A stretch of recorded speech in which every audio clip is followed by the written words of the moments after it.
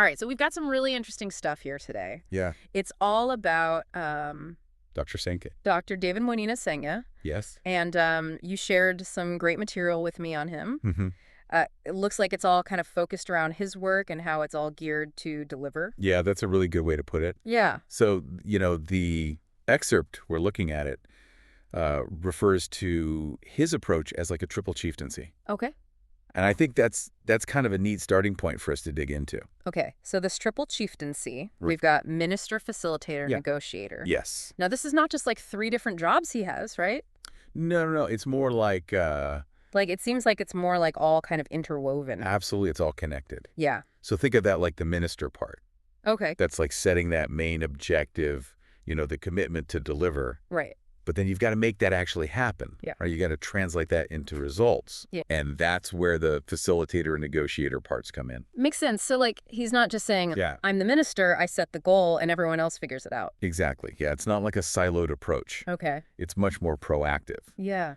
Really interesting way to think about how to get things done, especially in, those really complicated situations. So when we think about that facilitator role, then, Right. the material here gives us some concrete examples, one of them being roads and infrastructure project. Oh, yeah? It mentions him spearheading the prioritization of capital projects, Use. specifically Yeah. the grammar school and Murraytown roads, like trying to push to get those completed quickly. Exactly. And I think what's really interesting there is he's not just, Right. sitting back and saying, oh, yeah, this needs to happen. Yeah. He's actually in there making sure it gets done. Yeah, like actively involved. Totally. Like removing obstacles and just ensuring things move forward. And we can imagine there's got to be so much Tons. logistical stuff, coordination, all that. I mean, they don't get into all the specifics in this text, Yeah, but yep. you can bet there's a lot of complexity there. And that's where that facilitator role would really come in. Totally. Okay, so then we see him in this negotiator role. Right. And the example here is dealing with cement pricing. Oh, yeah. So it says he's leading negotiations to establish a maximum price. Right. What do you think that tells us about how he operates? Well, I think it really highlights that ability to bring all the different people involved to the table. Okay.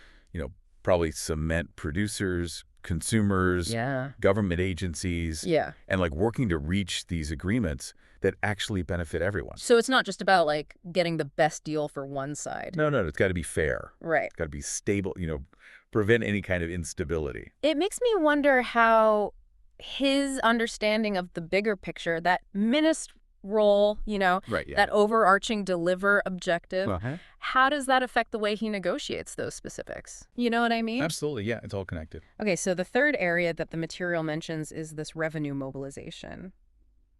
Right. And this seems like it's a bit more of a long-term, Yeah, definitely a systemic thing. kind of a systemic problem. Yeah.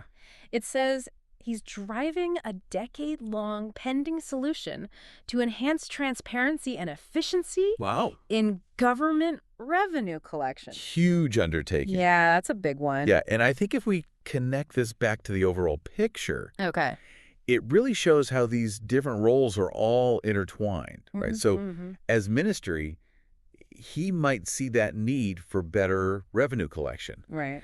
Then as facilitator, he's going to push to actually get that solution developed, implemented. Mhm. And then as negotiator, he's probably going to be involved in getting all the different government bodies Right. on the same page to actually make this change happen after all this time. So basically, the underlying theme here is this really constant drive to deliver impact for the people. And it takes that really active mix of setting the vision, like you said, from the minister side, Yes. facilitating the actual work, getting it done, Uh-huh. and then also being able to negotiate and find solutions. Couldn't have said it better myself. Okay, so for you listening, the key takeaway here is really seeing how Dr. Sengeh's role is this really active combination of leadership, Absolutely. hands-on problem solving, and strategic negotiation. All with the focus on making things happen. Yeah, like results oriented. Absolutely. So it's not just good intentions, it's really about making change. Exactly. And, this week that we're looking at is just a glimpse into how he does that across all these different areas. It's pretty fascinating. It is. It kind of makes me think about all those different organizations and systems we encounter every day, you know? Oh, yeah. How do those big goals actually get turned into something real? I mean, think about it. Who are those people who start things? Yeah. Who are the ones solving problems? Who's mediating and bringing people together? Yeah. And how does all of that interaction actually determine whether or not something meaningful happens? Right. Whether there's actual impact? Yeah, It's worth thinking about. definitely. Yeah. Well, on that note, Hmm. we're going to wrap up this deep dive. I hope you found this as interesting as I did. Yeah, this is great. Thanks for listening.